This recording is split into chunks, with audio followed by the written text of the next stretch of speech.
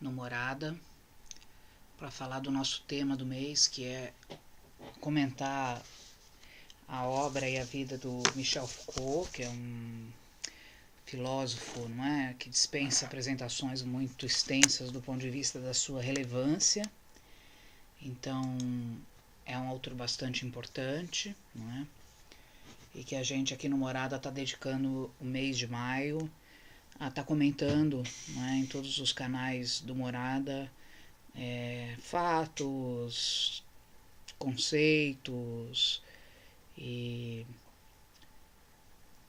trazendo, na verdade, bastante relevância, não é, a um olhar sobre o homem o contemporâneo.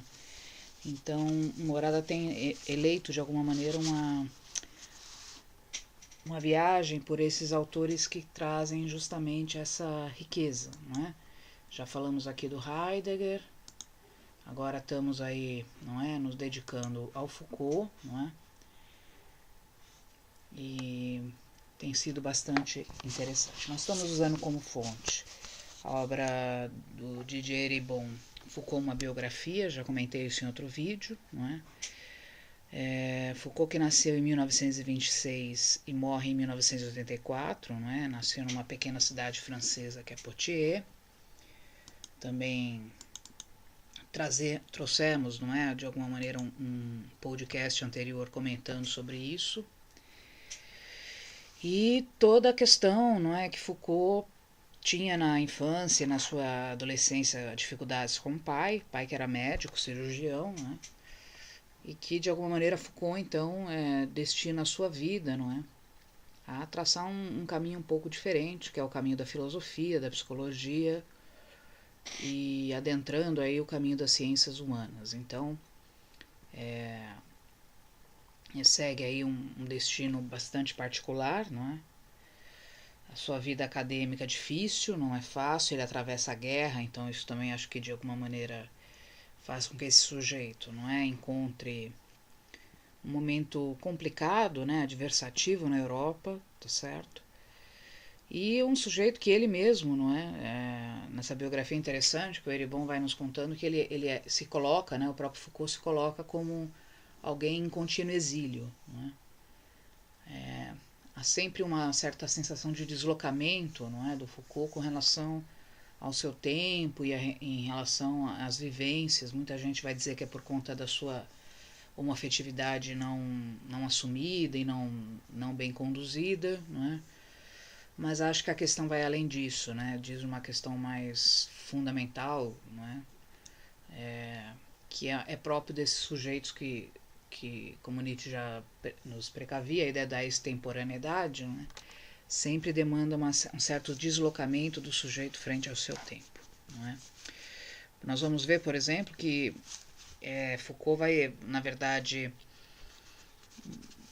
se achar, pelo menos inicialmente, vai ter uma grande produção em Hamburgo, na Alemanha. É um sujeito que vai para a Alemanha justamente para poder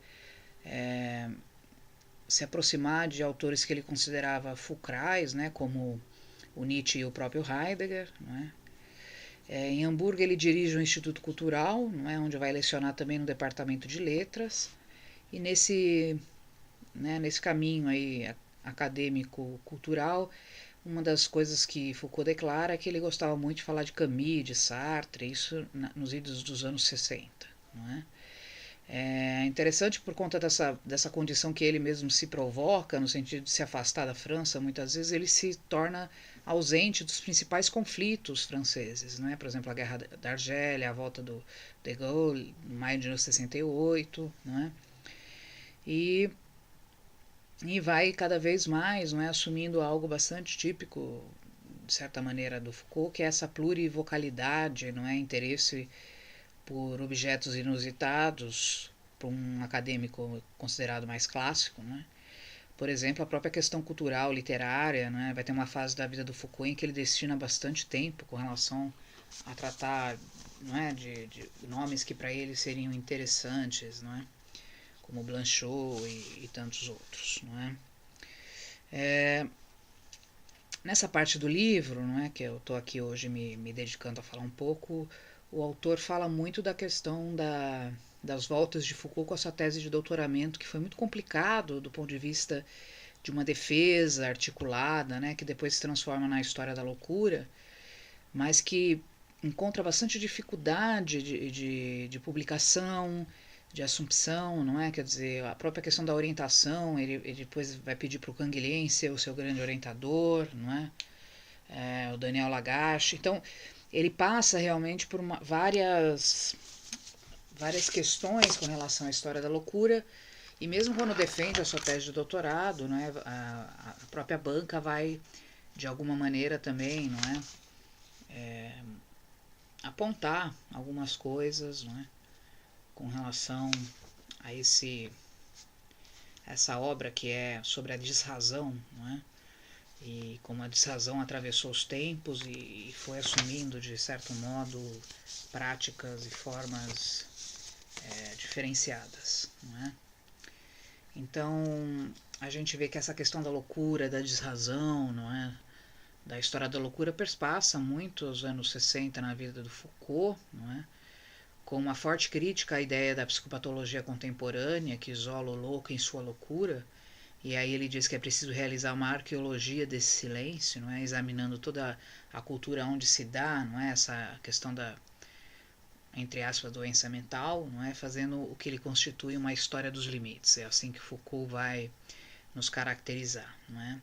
E aí ele mesmo vai dizer que ele quer ser um arqueólogo de experiências ameaçadoras, reprimidas, esquecidas, não é? À luz, inclusive, da inspiração genealógica nietzschiana, né? Por exemplo, ao de alguma maneira colocar em xeque e suspender a origem da moral moderna, né? É ímpar grifar de novo a participação do Canguilhem na sua vida, não é? Um Canguilhem que é um sujeito que passaria talvez desapercebido, com a obra Normal e o Patológico, uma obra belíssima, aliás, né? Eu já pude começar a ler algumas coisas com relação a isso, e que vai ser o grande interlocutor do Foucault nessa obra, não é? Da História da Loucura. Tá? Quando Foucault vai defender a sua tese, não é? Ele primeiro defende uma pré-tese, que é o que eles chamam de uma tese menor sobre Kant. Ele vai escrever um texto de 100 e poucas páginas sobre a antropologia do Kant, e depois então ele defende a questão da História da Loucura, não é? Como um fato da civilização e não como um fato natural. E aí ele vai dizer, né, estudar a desrazão, na verdade, ele cubra a grande memória dos povos, não é?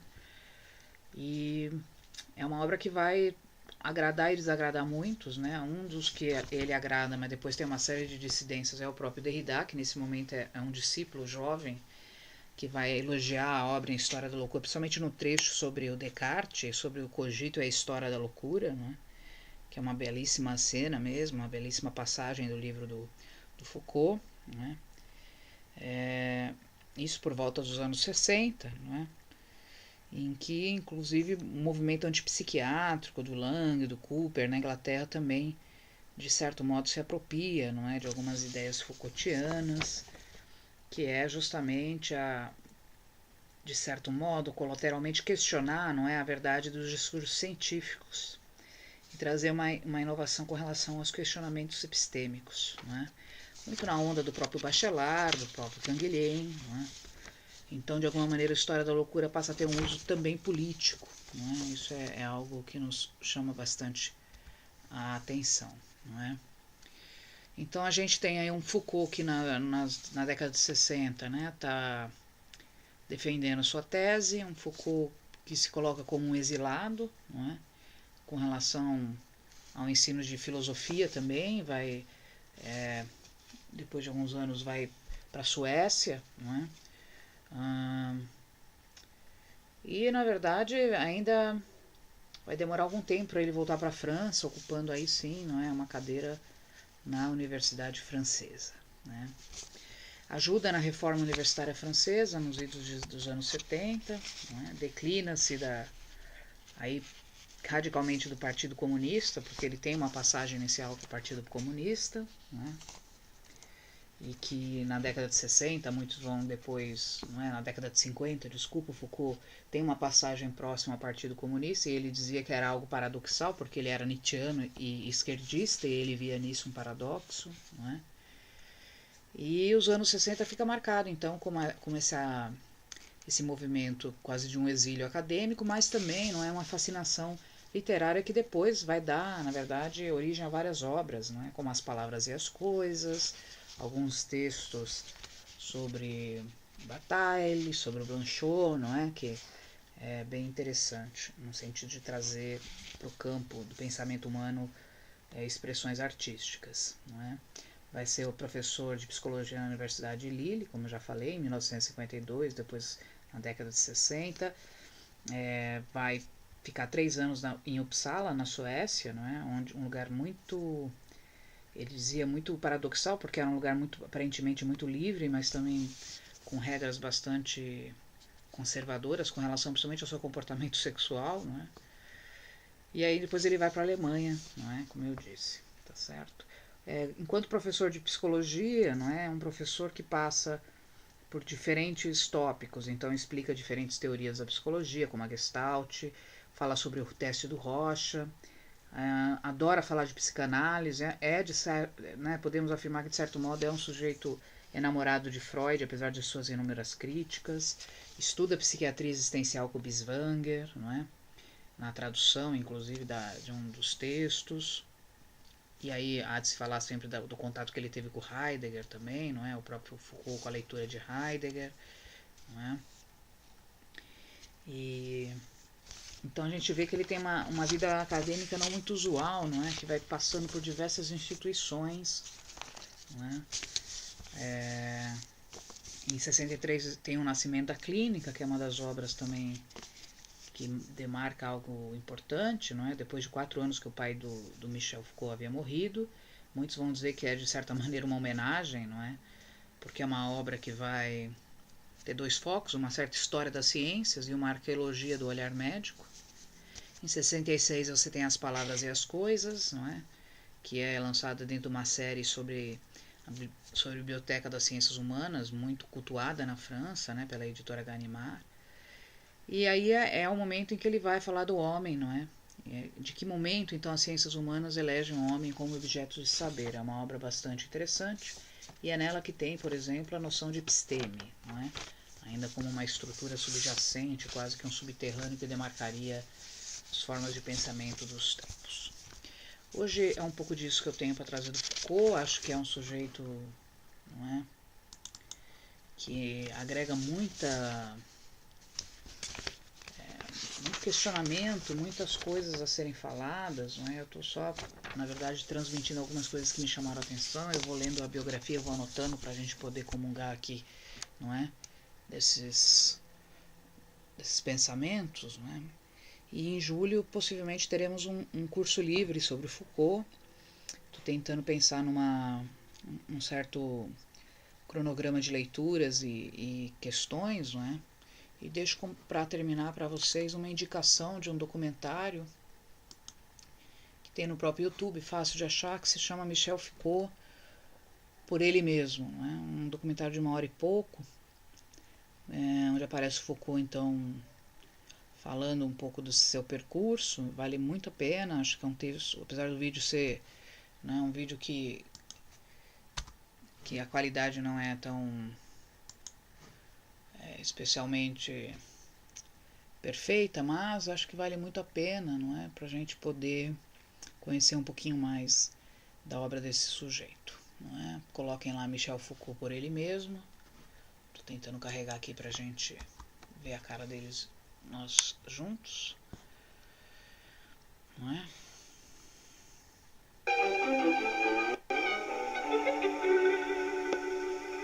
On ne vit pas dans un espace neutre et blanc.